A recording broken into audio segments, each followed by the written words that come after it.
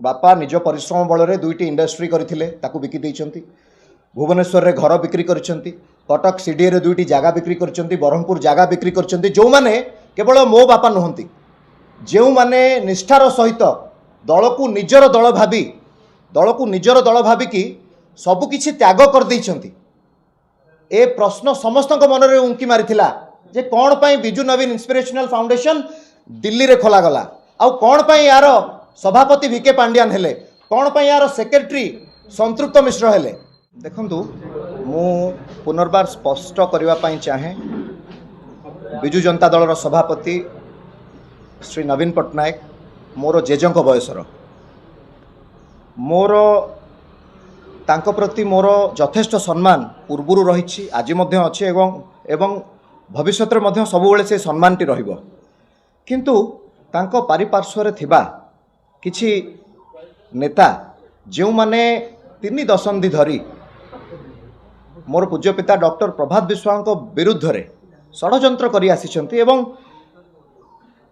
जो भली भाबरे नवीन पट्टनायक मस्तिष्क रे एक कथा को से माने फीड करि करि के आसिछंती, जेउथिपाई सबुबेले पूज्य नवीन पट्टनायक मोर पूज्य पिता को बुझी पारि नथिले।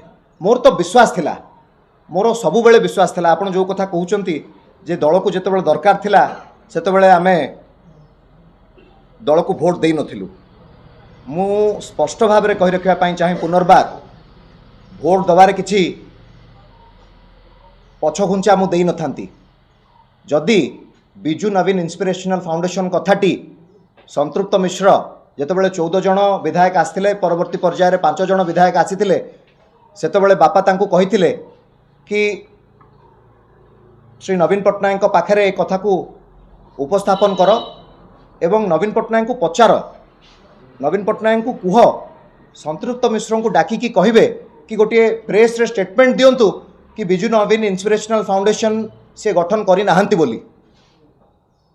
तो निजे नवीन पट्टनायक आपण माने देखुथिबे किछि विधायक माने मध्य ए विषय रे गणमाध्यम रे कहि सारिछंती जे नवीन पट्टनायक डाकिकी 22 जन विधायकों सम्मुख में संतृप्त मिश्र को पचारिथिले जे जो आलिगेशंस गुड़िक प्रभात विश्वाल लगौचंती आपण से विषय रे कोन कहबा पई चाहुचंती। से कहले कि द आलिगेशंस आर बेसलेस, एहा मिथ्या भित्तिहीन बोली कहिथिले। तो तापरे श्रीयुक्त नवीन पट्टनायक निजे कहले कि टिके प्रभात विश्वाल सहित ए विषय रे आलोचना कर। तो निजे संतृप्त मिश्र जड़े विधायक बंधुंकर मोबाइल रे डॉक्टर प्रभात विश्वाल सहित कथा होते, सेतेबेले मध्यम बापा तांकू पचारिथिले जदि आपण ट्रस्ट गठन करचंती ताहले मीडिया आगे यार स्पष्टीकरण रखंतु, निश्चिंत भाव में पुओ बिजू जनता दल को भोट दब। आपण निजे कहतु एते बड़ गोटे आरोप लगागला बापांक उपरे, आमे तो केबे भाबी नथिलु, आमे तो दल छाड़ी नथिलु, आमे तो दलरू बाहरी नथिलु, दलरू आमको विदा करागला, दलरू बहिष्कार करागला बापा को, कारण बापा सत कथा कहिथिले। बापा मन में सन्देह सृष्टि होता, केवल बापा नुह जो माने निष्ठार सहित निजर सबुकिछि को जी दाव पे लगे कौन अच्छी आमर बापा निज परिश्रम बल दुईटी इंडस्ट्री करथिले ताकू बिकी देइचंती। भुवनेश्वर रे घर बिक्री करचंती, कटक सीडीए रे दुईटी जगह बिक्री करचंती, ब्रह्मपुर जगह बिक्री करचंती। जो माने केवल मो बापा नुहंती, जो माने निष्ठार सहित दल को निजर दल भाविकी सबकिछि त्याग कर देइचंती।